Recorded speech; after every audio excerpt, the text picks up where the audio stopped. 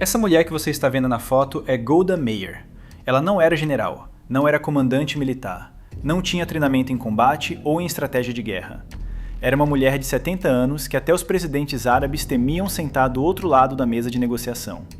Anwar Sadat, presidente do Egito e um dos homens mais poderosos do mundo árabe, disse publicamente que Golda Meir era o adversário que ele mais respeitava e mais temia, que ela era mais dura, mais clara e mais implacável do que qualquer líder masculino que havia enfrentado. Para entender por que essa mulher foi uma das mais poderosas da história de Israel e como ela inspirava tanto temor nos líderes árabes, você precisa entender quem ela era e o que ela foi capaz de fazer. Golda Meir não nasceu em Israel, nem mesmo no Oriente Médio. Nasceu em 3 de maio de 1898 em Kiev, então parte do Império Russo, hoje capital da Ucrânia. Era a terceira filha de um carpinteiro judeu chamado Moshe Mabovitch e sua esposa Blum. A infância de Golda foi marcada por algo que moldaria cada decisão que tomaria pelo resto da vida: o medo. O medo real, físico e constante de ser judeu na Rússia czarista. Os pogroms, ataques organizados contra comunidades judaicas, eram uma realidade regular. Golda se lembrava de seu pai pregando tábuas nas janelas e portas da casa para tentar proteger a família durante os ataques. Uma criança pequena entendendo que o ódio ao seu povo era uma força capaz de destruir tudo a qualquer momento. Essa memória nunca desapareceu. Mesmo décadas depois, quando se tornou primeira-ministra de Israel, Golda Meir governava com a consciência de uma mulher que havia aprendido ainda criança o que acontece quando os judeus não têm um lugar seguro para chamar de lar. A família emigrou para os Estados Unidos em 1906. Foram para Milwaukee, Wisconsin, uma cidade industrial do meio-oeste americano muito diferente das ruas de Kiev. Golda cresceu na América, aprendeu inglês, foi para a escola americana.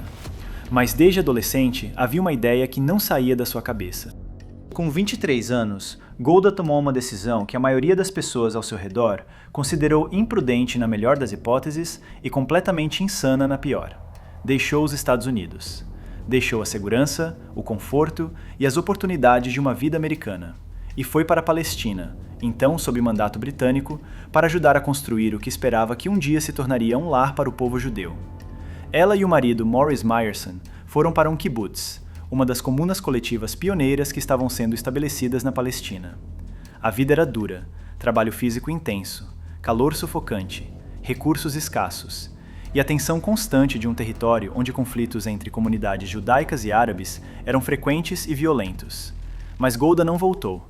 Pelo contrário, mergulhou cada vez mais fundo no movimento sionista. Tornou-se uma líder da Histadrut, a Federação de Trabalhadores Judaicos. Ganhou reputação como oradora poderosa e negociadora habilidosa. Viajava pelo mundo arrecadando fundos para o projeto de construção de um Estado judaico. Em 1948, quando David Ben-Gurion precisou de alguém para ir aos Estados Unidos em uma missão impossível, arrecadar 25 milhões de dólares em pouquíssimo tempo para financiar a guerra que se aproximava, escolheu Golda. Ela voltou com 50 milhões. Ben-Gurion disse depois que aquela missão havia sido o equivalente a ganhar uma batalha, que sem aquele dinheiro, Israel talvez não tivesse sobrevivido ao primeiro ano. Quando Israel declarou independência em 14 de maio de 1948, Golda Meir estava entre os 37 signatários da Declaração de Independência. Era uma das 2 mulheres que assinaram aquele documento histórico, e ao assinar, chorou, não de alegria apenas, mas de uma emoção impossível de descrever.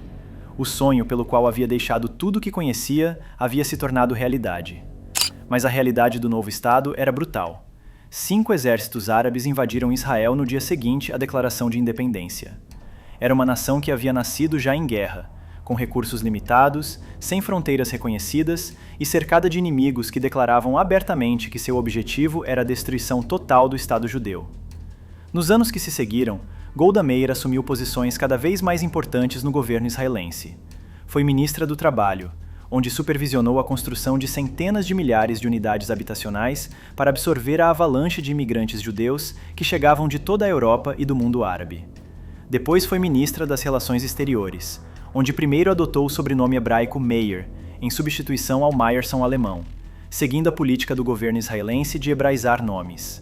Como ministra das Relações Exteriores, Golda viajou o mundo defendendo Israel com a mesma clareza direta que havia mostrado desde jovem.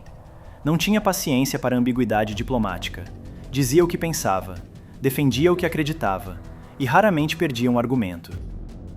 Em setembro de 1972, durante os Jogos Olímpicos de Munique, terroristas palestinos do grupo Setembro Negro invadiram a Vila Olímpica e sequestraram 11 atletas israelenses.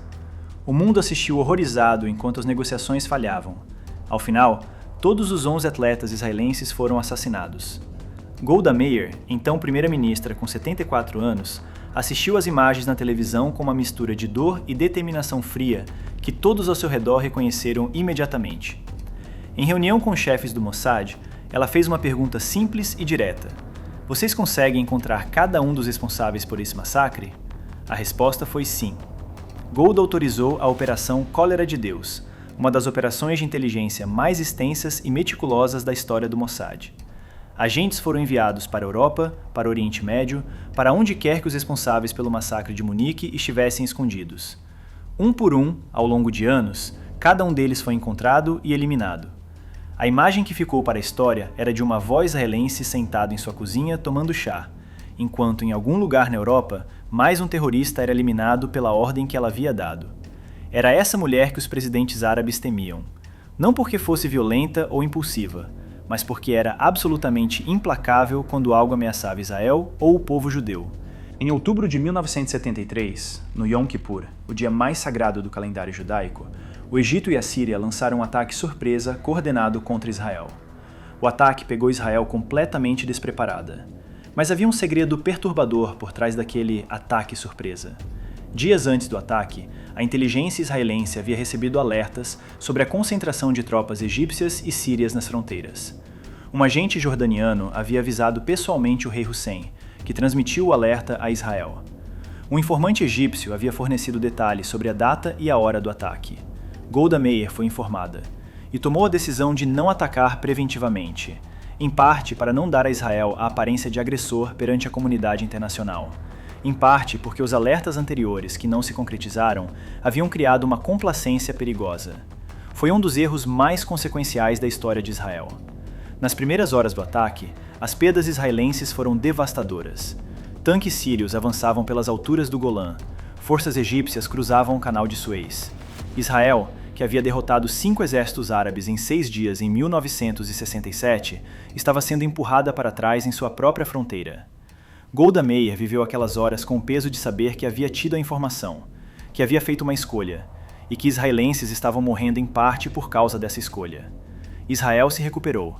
Após dias de combates brutais, reverteu a situação e avançou em direção ao Cairo e a Damasco. Um cessar-fogo foi negociado. Mas o dano político para Golda Meir era irreparável.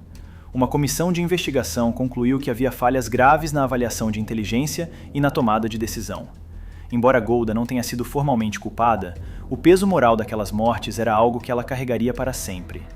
Em abril de 1974, ela renunciou. Há um detalhe da história de Golda Meir que a maioria das pessoas nunca soube durante sua vida.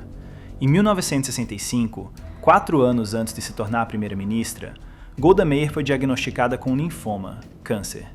Ela tomou a decisão de manter o diagnóstico em segredo absoluto. Fazia quimioterapia escondida enquanto continuava trabalhando. Tomava decisões que moldavam o destino de Israel enquanto seu corpo lutava contra a doença. Por mais de 13 anos, incluindo todo o período em que foi primeira-ministra, incluindo a Guerra do Yom Kippur, incluindo a Operação Cólera de Deus, Golda Meir governou Israel com câncer. Ninguém sabia. Quando a notícia finalmente veio a público após sua morte, em dezembro de 1978, o mundo ficou em choque. A mulher que havia encarado presidentes árabes, que havia ordenado a caçada mais longa da história do Mossad, que havia sobrevivido à crise mais grave da história de Israel, havia feito tudo isso enquanto carregava secretamente uma doença que tentava matá-la por dentro. Golda Meir morreu em 8 de dezembro de 1978. Tinha 80 anos. Nas palavras de Henry Kissinger, secretário de Estado americano que negociou com ela durante a Guerra do Yom Kippur, ela era o único homem no gabinete de Israel. Era um elogio torto da época, mas capturava algo real sobre quem ela era: a dureza, a clareza, a recusa absoluta em recuar quando acreditava que estava certa. Uma jovem que deixou a América para ajudar a construir um país no deserto. Uma mulher que assinou a Declaração de Independência de Israel. Uma ministra que arrecadou 50 milhões de dólares quando seu país precisava de 25. Uma primeira-ministra que governou com câncer em segredo. uma avó que ordenou a operação de inteligência mais longa da história do Mossad. Tudo isso era Golda Meir. E Anwar Sadat, o homem que lançou o maior ataque surpresa contra Israel na história, disse que ela era o adversário que mais temia. Não porque Israel tivesse o maior exército, não porque tivesse as armas mais poderosas, mas porque do outro lado da mesa havia uma mulher que havia aprendido desde criança, com o barulho dos pogroms do lado de fora da janela, que quando você não luta pelo que acredita, perde tudo, e que nunca havia esquecido essa lição. Obrigado por assistir e até o próximo vídeo aqui no canal.